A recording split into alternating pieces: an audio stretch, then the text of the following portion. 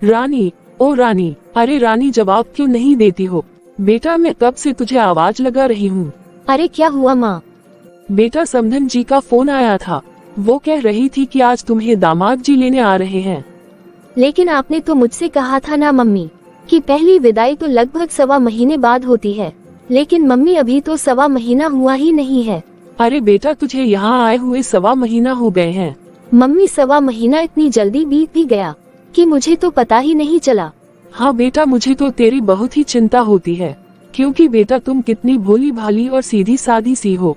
बेटा तुझे तो अभी दुनियादारी का पता ही नहीं है, कहीं तुम्हारे ससुराल में कोई तुम्हारे सीधेपन का फायदा ना उठाए। अरे क्या बात हुई मम्मी, भला मेरा कोई क्यों फायदा उठाएगा? और वैसे भी मम्मी मेरे ससुराल में भला है ही कौन? वहाँ पर इनके अलावा मेरे सास ससुर ही तो हैं, और दीदी की तो शादी हो गई है। अरे बेटा तुम्हारे लिए वो परिवार अभी नया नया है, इसलिए तो मुझे तेरी चिंता हो रही है कि ना जाने तुम उन नए लोगों के बीच में कैसे रह पाओगी। अरे बेटा हमने तुम्हें कितने नाजों और नखरों से पाला है, और तुम हमारी एकलौती बेटी हो। अरे माँ सब कुछ अच्छा ही होगा, आप बेकार में ही मेरी चिंता कर रहे हो। देखो बेटा रानी अब तुम एक नई जगह में जा रही हो, और बेटा वो जो तेरी सास है ना, वो तो मुझे चेहरे से ही बहुत तेज लगती है। ना जाने बेटा वो तेरे साथ कैसा व्यवहार करेगी। नहीं नहीं माँ, मम्मी जी तो बिल्कुल भी वैसी नहीं है। वो तो स्वभाव से बहुत ही अच्छी हैं। वो तो मुझसे बहुत ही प्यार से बात करती हैं। अरे बेटा तुम अभी वहाँ पर 4 दिन मेहमान की तरह ही तो रह कर आए हो, अब 4 दिन में तो कोई मेहमान की ही तरह व्यवहार करेगा ना। लेकिन जब तुम हमेशा के लिए वहाँ रहने चली जाओगी ना, तब सोचो तुम्हारी सास तुम्हारे साथ कैसा व्यवहार करेगी। अच्छा मम्मी, क्या ससुराल में ऐसा भी होता है? हाँ बेटा रानी, देखो तुम्हें डरने की कोई जरूरत नहीं है। बेटा तेरी माँ है ना, हमेशा तेरे साथ ही है, इसलिए तुम मेरी एक बात मान लो। कौन सी बात मम्मी? सबसे पहले बेटा तो जब तुम अपने ससुराल जाओगी तो तेरी सास तुमसे कहेगी कि तू मुझे अपने सारे गहने ला करके दे दो, लेकिन तुझे अपनी सास को गहने नहीं देने हैं। लेकिन क्यों मम्मी, ऐसा क्यों? देख तुझे अपनी सास को गहने देने की कोई जरूरत नहीं है, तुम उन्हें साफ साफ कह देना कि गहने मैं ही अपने पास संभाल कर रख लूंगी।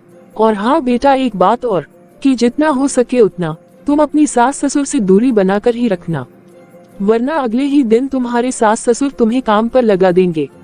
आप ये क्या बोल रही हो माँ? अरे बेटा मैं ये सब तेरी भलाई के लिए ही तो बोल रही हूँ। और सुनो बेटा तुम हमेशा दामाद जी को अपने नियंत्रण पर ही रखना।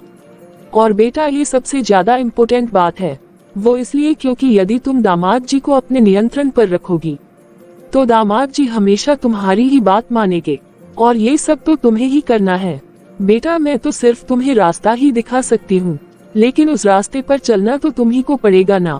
और यदि तुमने शुरू में ही दामाद जी को अपने नियंत्रण पर नहीं रखा ना बेटा, तो फिर तुम कभी भी दामाद जी को अपने नियंत्रण पर नहीं रख पाओगी, और ससुराल वालों के हाथों की कठपुतली बन के रह जाओगी। माँ आप ये क्या बोल रहे हो? मुझे तो आपकी बातें सुनकर बहुत ही डर लगने लगा है। अरे बेटा तुझे डरने की कोई जरूरत नहीं है, बस मैं जैसा बोलती हूँ तू वैसे ही करना। और एक बात बताओ बेटा, दामाद जी सबसे पहले यदि तुम्हें कुछ मांगने को कहेंगे ना, तो तुम दामाद जी से क्या मांगोगी? मम्मी मैं तो इनसे आईफोन लूंगी, और वो भी जो अभी अभी लॉन्च हुआ है। धक तेरी की पगली, मुझे बस इसी बात का तो डर है। भला तुम ये कैसे बच्चों जैसी मांग कर रही हो कि तुम्हें मोबाइल चाहिए? अरे क्या तुम्हारे पास मोबाइल नहीं है? लेकिन माँ मेरे पास तो सिर्फ मोबाइल है, आईफोन नहीं है। ये आई फोन का चक्कर छोड़ रानी, और जो मैं कहती हूँ तू बस दामाद जी से वही मांगना। क्या मांगूंगी माँ? तुम दामाद जी से कहना कि तुम अपना खुद का एक अलग मकान चाहती हो। क्या माँ अब अलग से मकान की क्या जरूरत है? उनका तो पहले ही इतना बड़ा घर है, और मैं उस घर की अकेली बहू तो हूँ, मेरे लिए तो इतना बड़ा घर पर्याप्त है। अरे बेवकूफ, क्या तू हमेशा अपने सास ससुर के ही साथ रहेगी? हाँ मम्मी, सभी बहुएं अपने सास ससुर के साथ ही तो रहती हैं। अरे रानी शुरू में तुम्हें सब कुछ अच्छा लगेगा, लेकिन बेटा जैसे जैसे समय बीतते जाएगा ना, तो तेरी सास तेरे साथ कलेश करना शुरू कर देगी, और तुम खुद ही देख लेना कि एक दिन उनका कलेश इतना बढ़ जाएगा कि तुम्हें लगने लगेगा कि तुम दामाद जी के साथ अलग रहना चाहती हो। तो फिर क्या तुम दामाद जी के साथ किराए के मकान में रहोगी? इसलिए ही तो मैं कह रही हूँ बेटा कि सारी व्यवस्थाएं पहले से ही कर लो। वही अच्छा होता है भविष्य के लिए। और धीरे धीरे तुम घर में ऐसा माहौल बना देना कि जैसे तुम अपनी सास के साथ या इस परिवार के साथ खुश नहीं हो। और दामाद जी को भी ऐसा जरूर लगना चाहिए कि तुम इस घर में बहुत ही दुखी हो। और फिर तुम एक दिन मौका देखकर दामाद जी से बोल देना कि तुम्हारी माँ के साथ मेरा गुजारा हो पाना मुश्किल है। रानी, तुम बेवकूफ की तरह ये कैसे देख रही हो? बेटा, क्या तुम्हें अपनी माँ पर भरोसा तो है ना? तुम्हारी माँ तुम्हारे लिए हमेशा अच्छा ही तो सोचेगी ना। हाँ माँ, मुझे आप पर पूरा भरोसा है और मैंने आपकी सारी बातें ध्यान से सुन ली हैं। माँ, आपने मुझे जो जो कहा है मैं अपने ससुराल में बिल्कुल वैसा ही करूँगी। मम्मी, जीजा जी आए हैं। अरे तो चलो बेटा, तुम जल्दी अपने जीजा जी को पूरे स्वागत के साथ अंदर लेकर आओ। और रानी, तुम जाकर जल्दी से अपने कमरे में तैयार हो जाओ बेटा। ठीक है मम्मी। हर लड़की की तरह रानी को भी ऐसा ही लगता था कि उसका भला उसकी माँ से ज्यादा कोई और नहीं सोच सकता। और रानी ने अपनी माँ की बातों को मान लिया। और दूसरे ही दिन रानी जब अपने ससुराल पहुँचती है, अब खाने में मैं क्या बनाऊँ? मुझे तो कुछ समझ नहीं आ रहा है। रानी, क्या हुआ बेटा? तुम क्या सोच रही हो? वो मम्मी जी, मुझे समझ नहीं आ रहा है कि मैं खाने में क्या बनाऊं। बेटा, इतनी सी बात के लिए तुम्हें परेशान होने की कोई जरूरत नहीं है। चलो, मैं आज तुम्हारे साथ खाना बनवाती हूँ। बेटा, अगर तुम्हें खाना बनाना नहीं भी आता तो भी बेटा तुम्हें घबराने की कोई जरूरत नहीं है। ये तो सबके साथ ही होता है बेटा, क्योंकि मायके में लड़कियाँ ज्यादा काम काज नहीं करती है और अपने माता पिता के बड़े ही नाजो नखरे से पलती हैं। इसलिए बेटा तुम डरो मत, तुम धीरे धीरे सब सीख जाओगी। और मैं हूँ ना, मैं तुम्हें सिखाऊंगी। और बेटा, जब तक तुम्हें खाना बनाना नहीं आ जाता तब तक मैं ही खाना बना लिया करूँगी। जी ठीक है मम्मी जी। ठीक है बेटा, तुम सब्जियां काट कर रखो, मैं अभी पूजा करके आती हूँ, फिर मैं सब्जी बना दूंगी। जी ठीक है मम्मी जी। माँ ने तो कहा था कि तुम्हारी सास तुम्हें परेशान करेगी, लेकिन यहाँ मम्मी जी का व्यवहार तो कितना अच्छा है। बिल्कुल मम्मी की ही तरह ही व्यवहार कर रही है मेरे साथ। अरे मैं तो भूल ही गई, माँ ने ये भी तो कहा था कि शुरू शुरू में सब दिखावा होगा, फिर धीरे धीरे ही मेरी सास अपना रंग दिखाएगी। लेकिन मुझे तो समझ में ही नहीं आ रहा है कि माँ ने मुझसे जो कुछ भी कहा था वो सब मैं कहाँ से शुरू करूँ। लेकिन मुझे शुरुआत तो करनी ही पड़ेगी ना, वरना आगे चल के मुझे पछताना पड़ेगा। बेटा रानी, तुमने अभी तक सब्जियां नहीं काटी? नहीं मम्मी जी, मुझे समझ नहीं आ रहा था कि मैं कौन सी सब्जियां काटूं। घर में तो 3-4 सब्जियां रखी हुई हैं। अच्छा कोई बात नहीं बेटा, मैं ही सब्जियां काट लेती हूँ। क्या हुआ रानी बेटा, तुम परेशान क्यों हो? कुछ नहीं मम्मी जी, वो मुझे अपनी मम्मी की बहुत ही याद आ रही थी। अच्छा हाँ बेटा, शुरू शुरू में सभी लड़कियों को अपने घर की बहुत ही याद आती है। तो बेटा तुम एक काम करो ना, तुम अपने कमरे में जाओ और आराम से बैठकर अपनी मम्मी से वीडियो कॉल पर बात कर लो। तब तक मैं आज का खाना बना लेती हूँ। तुम मेरे से खाना बनाना कल सीख लेना। ठीक है मम्मी जी। मेरी बहू रानी कितनी प्यारी सुंदर सी और एकदम राजकुमारी की तरह है। मेरी बहू एकदम सीधी साधी भोली भाली सी है। मैं भी रानी को हमेशा अपनी बेटी की तरह रखूंगी और उसे कभी भी ये एहसास ही नहीं होने दूंगी कि मैं उसकी माँ नहीं सास हूँ। मुझे कुछ भी समझ में ही नहीं आ रहा है। मुझे तो यहाँ गलती निकालने का कोई अवसर ही नहीं मिल रहा है, क्योंकि मम्मी जी का व्यवहार तो मेरे प्रति कितना अच्छा है। मैं मम्मी से ही फोन लगाकर पूछती हूँ। हेलो, हाँ बेटा रानी, मैं तुम्हारे ही फोन का इंतजार कर रही थी। मम्मी, मुझे तो कुछ समझ में नहीं आ रहा है कि मैं कहाँ मम्मी जी की गलती निकालूं। वो तो मुझसे इतने प्यार से बात करती है कि मुझे तो आपकी उनमें जो भी गलती दिखाई ही नहीं देती है। अरे बेटा, मैंने तुम्हें समझाया था ना कि शुरू शुरू में वो दिखावा करेगी, और वो भी ऐसे कि जैसे वो तुमसे बहुत प्यार करती है, तुमसे बहुत हमदर्दी रखती है, लेकिन असल में उनका रूप कुछ और ही है। लेकिन मम्मी, क्या मैं कैसे कुछ बोल सकती हूँ? हाँ बोल ना बेटा। माँ, जब मुझे मम्मी जी की कोई गलती ही नजर नहीं आ रही है तो फिर मैं अपनी सास को कैसे परख कर देख लूं? बोलो कैसे मम्मी? अरे रानी बेटा, तुम अपनी सास से कहना कि उन्होंने जो तुम्हारी शादी में सोने की कंगन का सेट पहना था ना, तुम्हें वो सेट बहुत पसंद है और तुम्हें वो सेट चाहिए। बेटा तब तू देख लेना कि फिर कैसे तेरी सास दिल मिला जाएगी। ठीक है मम्मी, मैं कल ही मौका देखकर मम्मी जी से बात करती हूँ। चल ठीक है बेटा, फिर मुझे बताना। हाँ ठीक है मम्मी। अगर इस बार मम्मी की बात गलत निकली ना, तो मैं मम्मी जी के साथ बुरा व्यवहार बिल्कुल भी नहीं करूंगी, क्योंकि मम्मी ने तो कहा था कि मैं जैसे ही अपने ससुराल जाऊंगी मम्मी जी मुझसे मेरे सारे जेवर मांगेगी। लेकिन मम्मी जी ने तो अभी तक मुझसे कोई भी जेवर नहीं मांगा है। अरे ये तो मेरी भूमि का फोन है। भूमि, तुम कैसी हो बेटा? क्या हुआ बेटा, तुमने 2 दिनों से मुझे फोन क्यों नहीं किया? हाँ मम्मी, मैं ठीक हूँ। माँ, मैं तो जानबूझकर आपको फोन नहीं कर रही थी। क्या? लेकिन क्यों बेटा? वो इसलिए माँ कि अब घर में भाभी आ गई है ना, तो आपका ज्यादा समय तो भाभी के साथ ही बीतता होगा। तो अगर अब मैं बार बार फोन करूँगी तो फिर भाभी को भी तो अकेलापन महसूस होने लगेगा ना। हाँ बेटा, तुम्हारी बात बिल्कुल सही है। मैं तो आज मम्मी जी से बोल दूंगी कि मुझे उनके सोने के कंगन चाहिए। फिर देखती हूँ मम्मी जी का क्या जवाब होगा। माँ जी। अरे बेटा, तुम्हारी भाभी तो यही पास में खड़ी है। ले बेटा, तू भी बात कर ले रानी से। नमस्ते दीदी जी, कैसे हैं आप? हाँ भाभी, मैं तो बहुत अच्छी हूँ। आप बताए भाभी, आपको अपने ससुराल में कोई परेशानी तो नहीं हो रही है ना? अरे नहीं दीदी, मुझे कोई परेशानी नहीं हो रही है। हाँ भाभी, मेरी मम्मी बहुत अच्छी है, आपको कभी भी कोई भी तकलीफ नहीं देगी। और आपको किसी भी चीज की जरूरत हो या कोई चीज समझ में ना आए तो आप खुशी खुशी बिना किसी चिंता के माँ से पूछ लेना। भाभी, तुम्हें डरने की कोई जरूरत नहीं है। ठीक है दीदी। अच्छा ठीक है भाभी, अब मैं फोन रखती हूँ, वो जरा बच्चों को स्कूल छोड़ने जा रही हूँ। हाँ ठीक है दीदी, बाय। जब से तुम आए हो ना रानी बेटा, मेरा अकेलापन तो बिल्कुल ही दूर हो गया है। जब मैं तुम्हें देखती हूँ तो मुझे ऐसा लगता है कि मेरी बिटिया रानी ही मेरे सामने ही खड़ी है। क्या सच में मम्मी जी? रानी बेटा, तुम्हें जब भी किसी ही चीज की जरूरत हो ना, तो तुम मुझसे बेझिझक बोल देना। ठीक है मम्मी जी, ये अच्छा मौका है, मैं मम्मी जी से उनके सोने के कंगन मांग ही लेती हूँ। वैसे मम्मी जी, मैं आपसे कुछ मांगना चाहती हूँ। हाँ मांग लो बेटा, तुम्हारा जो दिल करे मांग लो। मम्मी जी, आपने हमारी शादी के समय जो सोने के कंगन का सेट पहना हुआ था ना, मुझे वो सेट बहुत पसंद आया है। क्या सच में बेटा, तुम्हें वो सेट पसंद आया है? बेटा, फिर तो तुमने मेरी मुश्किल बहुत ही आसान कर दी। मैं तो कब से ही सोच रही थी कि मैं तुम्हें कौन सा एक जेवर दूं। ये लो रानी बेटा, ये मेरी अलमारी की चाबी है। बेटा, मेरी अलमारी में मेरे सारे जेवर रखे हुए हैं, तुम्हें जो भी जेवर पसंद हो तो तुम वो जेवर ले लो। क्या सच में मम्मी जी, आप तो मुझे अपनी अलमारी की चाबी दे रहे हैं?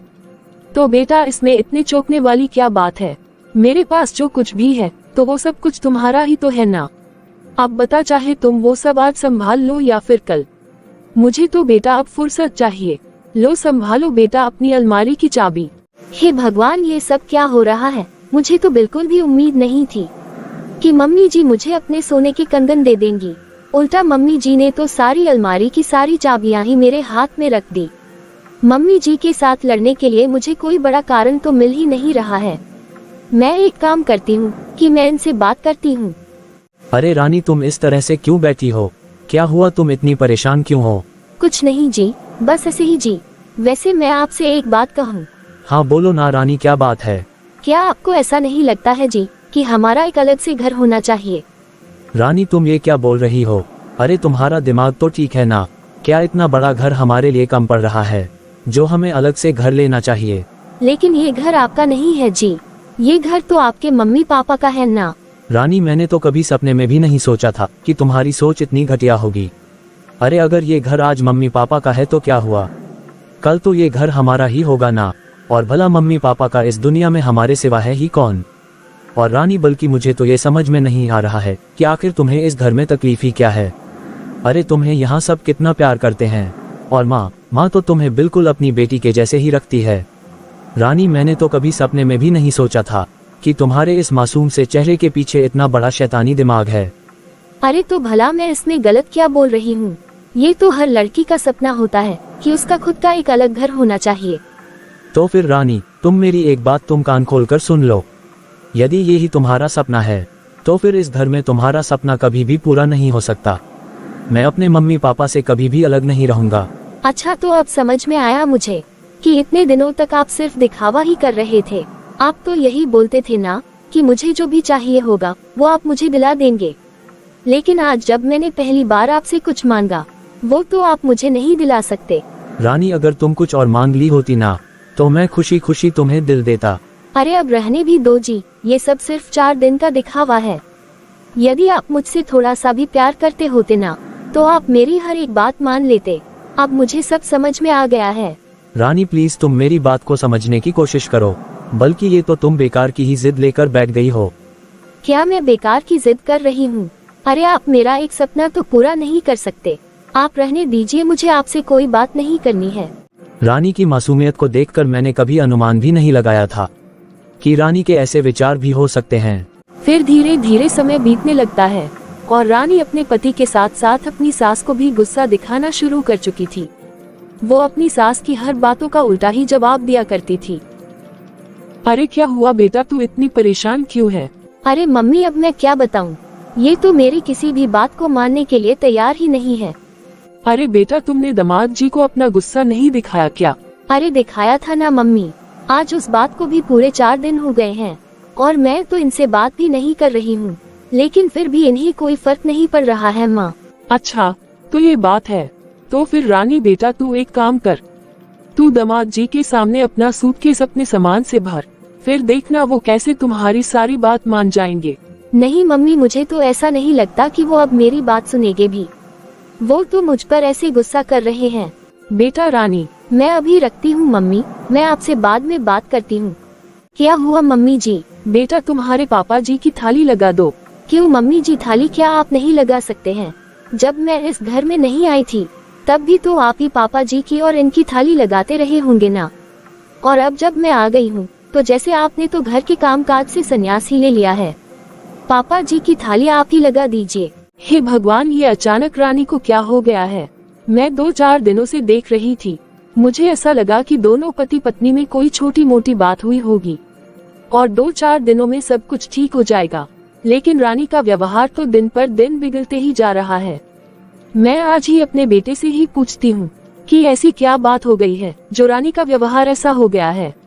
बेटा विवेक। क्या हुआ माँ? बेटा क्या तुम्हारा बहू के साथ कोई लड़ाई झगड़ा हुआ है? अरे नहीं मम्मी, ऐसी तो कोई बात नहीं है। बेटा अगर ऐसी कोई बात नहीं है तो फिर मैं कुछ दिनों से देख रही हूँ कि रानी का व्यवहार इतना बदला हुआ कैसे है। वो तो मुझसे ढंग से बात भी नहीं करती है। देखो बेटा विवेक, रानी बहुत ही सीधी सादी भोली भाली सी और मासूम सी लड़की है। बेटा तुम किसी बात को लेकर कभी उसका दिल मत दुखाना। हाँ माँ, मैं भी आप ही की तरह सोचता था कि रानी बहुत ही मासूम है और बहुत ही भोली भाली है। क्या कुछ कहा क्या बेटा तुमने? अरे नहीं माँ, कुछ नहीं, आप ज्यादा टेंशन मत लीजिए। जैसे ही उसका मूड ठीक हो जाएगा वो खुद ही सबसे अच्छे से बात करने लगेगी। हाँ बेटा, अभी बच्ची है वो, अभी उसे इतनी समझ नहीं है।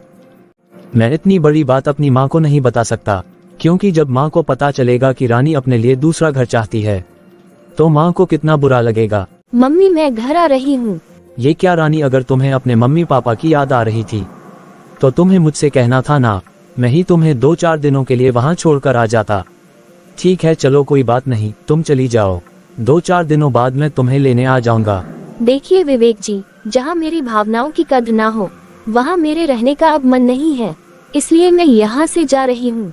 क्या तुम गुस्से में हमेशा के लिए घर छोड़कर जा रही हो?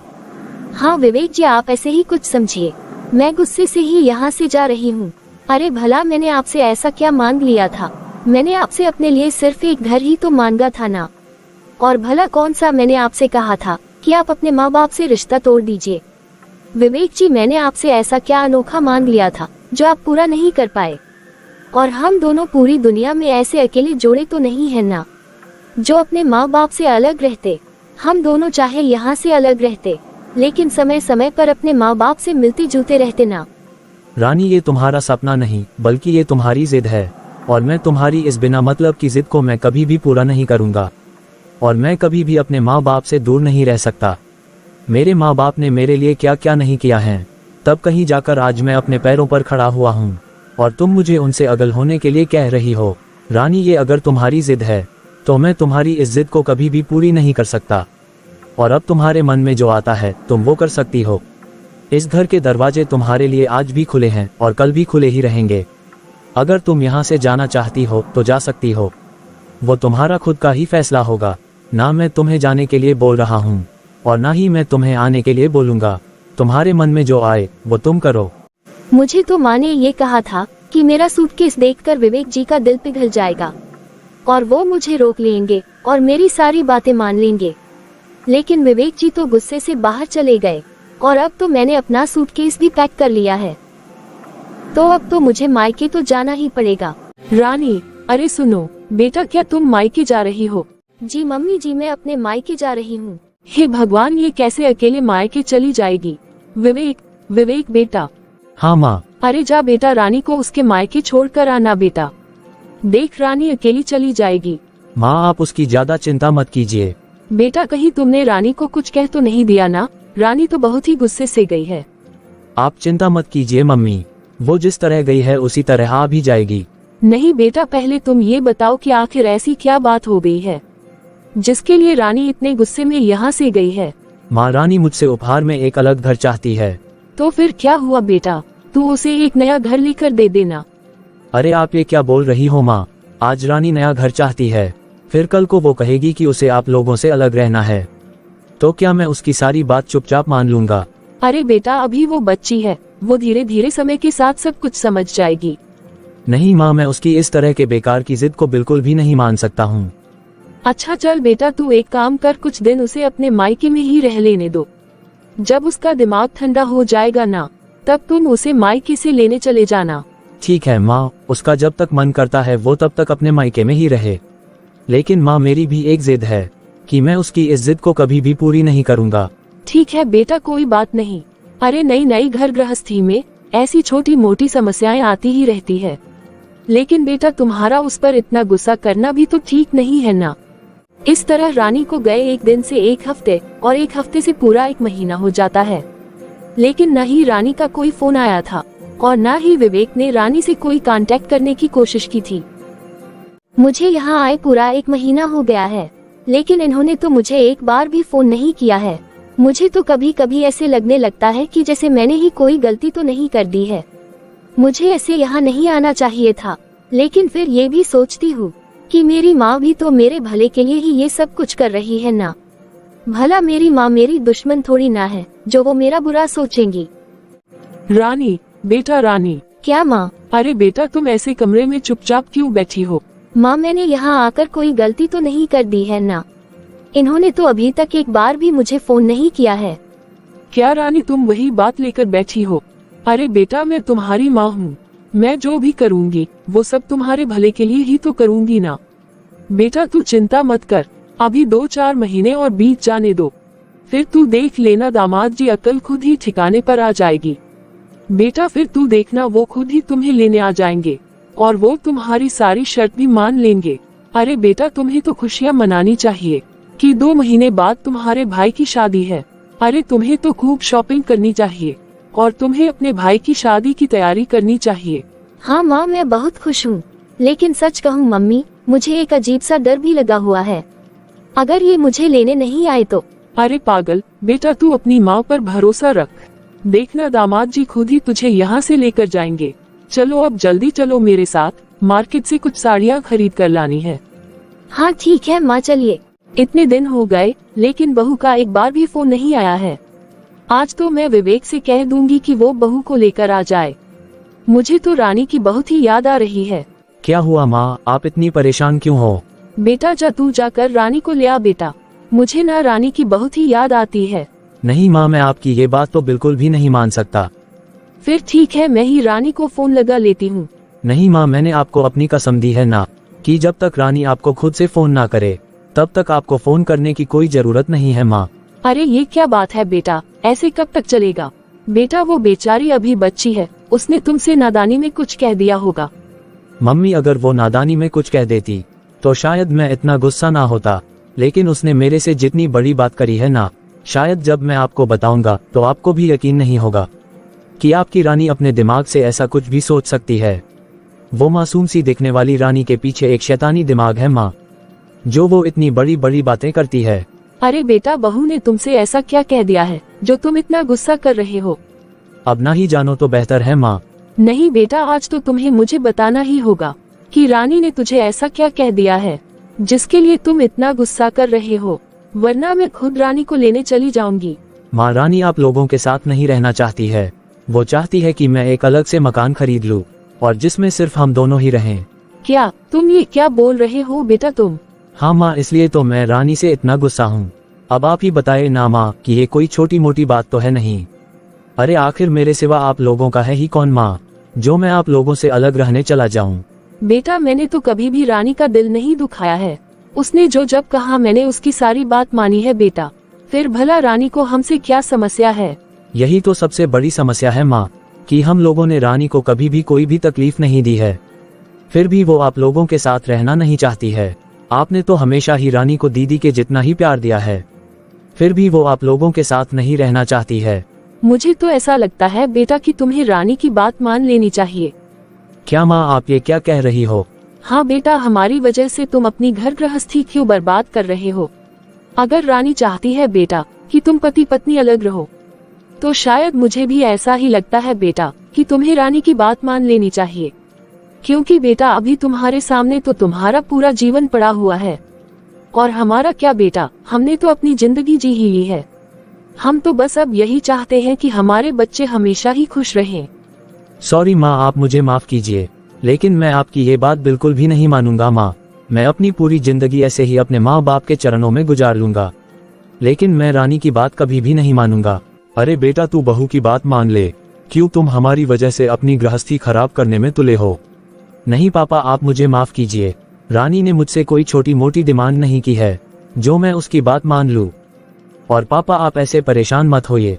माँ, मैं अभी फैक्ट्री जा रहा हूँ, मेरी एक बहुत जरूरी मीटिंग है। हाँ बेटा ठीक है। देव की हम बहुत ही किस्मत वाले हैं जो विवेक जैसा बेटा है हमारा। हाँ जी, वरना आजकल के बच्चे तो अपने बूढ़े माँ बाप को घर से निकालने में ही तुले रहते हैं।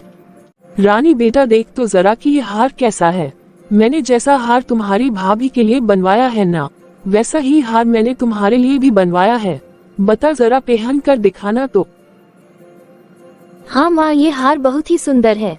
अभी आप इसे रख दीजिए ना, मैं आपको बाद में पहन कर दिखाऊंगी। अभी मेरा बिल्कुल भी मन नहीं कर रहा है। अरे बेटा, तुम इतना परेशान क्यों होती हो? बेटा रानी, तुम अपनी माँ पर भरोसा रखो। नहीं माँ, मुझे तो अब डर लगने लगा है कि विवेक जी एक बार भी मुझे फोन नहीं कर रहे हैं। क्या मैं ही विवेक जी को फोन लगा लूँ माँ? अरे ये भी क्या बात हुई रानी, तुम सब किए किराए पर पानी फेर दोगी क्या? बेटा तुम्हें जमा जी को फोन लगाने की कोई जरूरत नहीं है।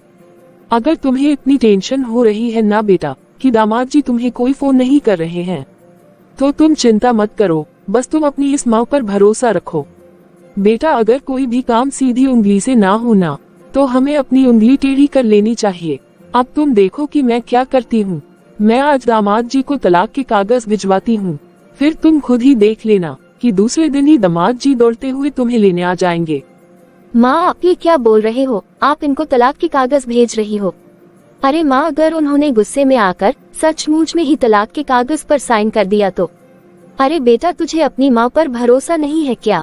बेटा वो कभी भी साइन माइन नहीं करेंगे, बल्कि तुम देखना वो दूसरे ही दिन तुम्हें लेने आ जाएंगे। ठीक है माँ। फिर दूसरे दिन शारदा देवी ने तलाक के कागज विवेक को भिजवा दिए। हे भगवान, माँ ने तलाक के कागज तो इनको भिजवा दिए हैं। अगर इन्होंने गुस्से में साइन करके भिजवा दिया तो? मुझे तो बहुत ही घबराहट हो रही है। मेरा तो मन भी नहीं था कि मैं उन्हें तलाक के कागज भिजवाऊं, लेकिन अब मैं माँ का विरोध भी तो नहीं कर सकती ना। दीदी। हाँ क्या हुआ भैया? दीदी, ये तलाक के पेपर जीजा जी ने साइन करके वापस भिजवाए हैं। क्या? अरे तुम ये क्या बोल रहे हो भैया? हाँ दीदी, ये लीजिए ना, आप ही देख लीजिए। मुझे अभी भी यकीन नहीं हो रहा है मेरे भाई कि इन्होंने इन पेपर्स पर साइन भी कर दिया। अब तो यकीन कर लीजिए दीदी। देखिए माँ, इन्होंने साइन भी कर दिया। रानी बेटा, दामाद जी ना तुम्हें डराने की कोशिश कर रहे हैं, और देखो तुम डर भी रही हो, लेकिन माँ उन्होंने तो साइन भी कर दिया। रानी, मैं तुम्हें कितनी बार समझाओ बेटा कि दामाद जी तुम्हें डराने की कोशिश कर रहे हैं, बस इसलिए ही उन्होंने साइन कर दिया है। अरे दीदी, आप चिंता मत कीजिए, जीजा जी को मैंने अपनी शादी का कार्ड दिया है। अगर जीजा जी का मन होगा कि आप उस घर में वापस आए, तो जीजा जी मेरी शादी में जरूर आएंगे। फिर धीरे धीरे समय बीत जाता है। अब तो रानी के भाई की शादी हो जाती है और रानी की भाभी भी आ जाती है, लेकिन अभी भी विवेक ने रानी से किसी भी तरह का कोई भी कांटेक्ट नहीं किया था। रिया, तुम्हें घबराने की जरूरत नहीं है। अगर तुम्हें खाना बनाना नहीं आता है तो मैं तुम्हें सिखाऊंगी बेटा। मम्मी जी वैसे मुझे थोड़ा बहुत तो खाना बनाना आता है। आप मुझे बताए ना मम्मी जी कि खाने में क्या बनाना है। अरे दीदी आइए ना दीदी। अरे बेटा रानी, तेरी भाभी को तो कितना कुछ बनाना आता है। मुझे तो तेरी भाभी को कुछ भी बताने की जरूरत ही नहीं पड़ रही है। अरे मैं बड़ी ही किस्मत वाली हूँ जो मुझे कितनी सर्वगुण संपन्न बहू मिली है। हाँ मम्मी। दीदी आप बताए ना मैं आपकी पसंद का क्या बनाऊं। भाभी आप जो सबके लिए बनाएंगी ना मैं भी वही खा लूंगी। आप मेरे लिए ज्यादा परेशान मत होइए। हाँ ठीक है बेटा, यदि तुम्हें किसी चीज की जरूरत हो तो तुम बेझिझक मुझसे मांग लेना। रानी बेटा मैं अभी मंदिर जा रही हूँ, तुम अपनी भाभी का ख्याल रखना। हाँ ठीक है माँ। क्या हुआ दीदी, क्या आप किसी बात को लेकर परेशान हैं? अरे नहीं भाभी ऐसी कोई बात नहीं है। दीदी आप जाकर आराम कर लो, मैं खाना बना लूंगी। हाँ ठीक है भाभी। भाभी और मम्मी एक दूसरे के साथ कितने अच्छे से रह रहे हैं। अरे मेरे ससुराल में भी तो सब मेरा इतना ही ख्याल रखते थे। मुझे भी तो सब इसी तरह से प्यार करते थे। लेकिन कभी कभी बहुत अफसोस होता है कि मैं क्यों नहीं रही अपने ससुराल में। लेकिन माँ भी तो हमेशा एक ही तो बात कहती है ना कि शुरू शुरू में सब दिखावा ही होता है। तो हो सकता है माँ भी भाभी के साथ दिखावा ही कर रही होगी और भाभी भी हो सकता दिखावा ही कर रही है। फिर कुछ दिनों बाद भाभी भी अलग रहने की जिद करेगी। लेकिन मेरी भाभी कितनी लकी है कि जो उन्हें मेरी माँ जैसी सांस मिली है। जब भाभी अलग रहने की बात करेगी ना तो माँ खुशी खुशी भाभी भैया को अलग भी कर देगी। अरे बेटा आज तुमने बहुत ही स्वादिष्ट खाना बनाया था। थैंक यू मम्मी जी। बेचारी रानी वो अपनी माँ और भाभी के बीच का प्यार देख देख कर अंदर ही अंदर कूड़े जा रही थी कि वो भी अपनी भाभी की तरह अपने ससुराल में इसी तरह से रह सकती थी। और फिर धीरे धीरे समय बीतता गया, लेकिन रानी ये देखकर हैरान थी कि भाभी को आए हुए पूरे 6 महीने हो गए हैं, लेकिन उसकी भाभी ने अभी तक अलग रहने की बात नहीं की है। देखिए ना मम्मी मुझे यहाँ आए पूरे 8 महीने होने लगे हैं, लेकिन उन्होंने एक बार भी मुझसे कांटेक्ट करने की कोशिश भी नहीं की है। रानी तुम ज्यादा परेशान मत हो बेटा। देखना बेटा दामाद जी तुम्हें आज नहीं तो कल जरूर लेने आ जाएंगे और तुम देखो तुम्हारी शर्त भी मान लेंगे। वैसे मम्मी भाभी को भी इस घर में आए तो इतने दिन हो गए हैं, लेकिन भाभी ने अभी तक आपसे अलग रहने की बात नहीं कही है। क्या क्या कहा रानी तुमने? अरे रानी तुम्हें शर्म आनी चाहिए। अरे तुमने ऐसा सोच भी कैसे लिया कि मैं अपने बहू बेटी को अलग कर दूंगी? रानी तुमने देखा नहीं क्या? अरे मैं और तुम्हारी भाभी कितने प्यार से रहते हैं। अरे तुम कैसी बेटी हो रानी जो अपने माँ बाप के बारे में भी नहीं सोच रही हो। अगर तुम्हारे भाभी भैया अलग रहने चले जाए तो भला तुम्हारे माँ बाप का क्या होगा? क्या वो अकेले नहीं रह जाएंगे? देखो मैं तुम्हें समझा देती हूँ रानी, आज तुमने जो कहा सो कहा, लेकिन आगे से तुम कभी भी ऐसी बात अपनी जुबान पर मत लाना। और हाँ तुम अपनी भाभी के सामने तो भूल से भी ऐसी बात मत करना। रानी मैं आती हूँ अपनी बहू के पास से। अरे तुमने तो ऐसी बात करके मुझे डरा ही दिया है। ना जाने मेरे अंदर ये कैसा अजीब सा डर बैठ गया है। मैं अभी आती हूँ अपनी बहू से मिलकर। अरे ये कैसा दोगलापन है मेरी माँ का। मुझसे कहती है कि मुझे अपने सास ससुर के साथ रहना नहीं है और अपनी बहू से कहती है कि सास ससुर से दूर नहीं रहना है। माँ तो हमेशा मुझे यही शिक्षा देते आई थी कि मुझे अपने सास ससुर के साथ नहीं रहना चाहिए, बल्कि पति पत्नी को हमेशा अलग ही रहना चाहिए, तभी तो उनके जीवन में खुशहाली बनी रहती है।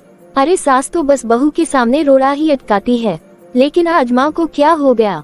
अरे जैसे ही मैंने भाभी और भैया के अलग रहने की बात करी, माँ तो मेरे ऊपर बिल्कुल भड़क गई, जैसे मैंने ना जाने क्या गलत बात कह दी हो।